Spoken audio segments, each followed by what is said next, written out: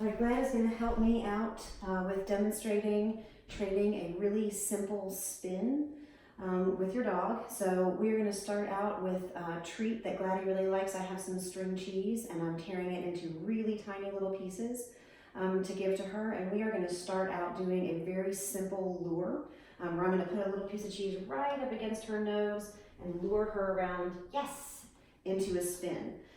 So I'm really just putting the cookie right down in front of her face, luring her around in a spin, and once she's completed that rotation, I am telling her yes and giving her the cookie. All right, here we go. Yes, good girl.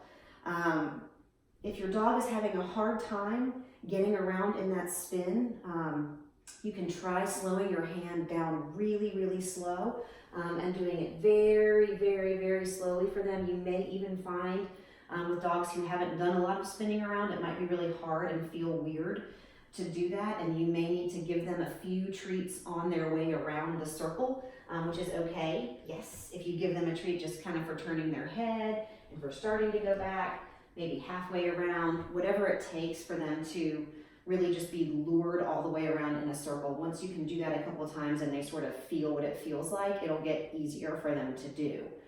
Once you're having some good success getting a spin with the lure right up against their nose, you're going to start to back off, kind of stand up a little bit, and maybe just hold the cookie up here and spin them around, just using your arm in a spinning motion.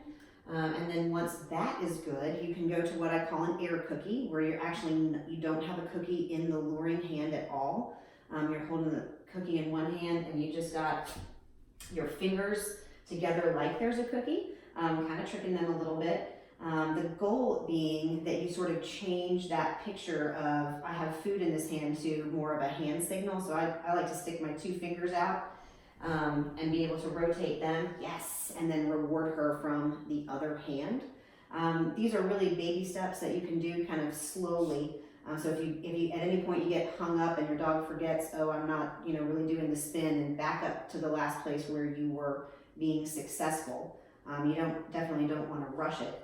But the goal would be to eventually be able to stand up, for right now anyway, to be able to stand up and give your dog a hand signal of spin around either one direction or the other. Don't forget to go both sides. So have your dog spinning to the right and then also to their left.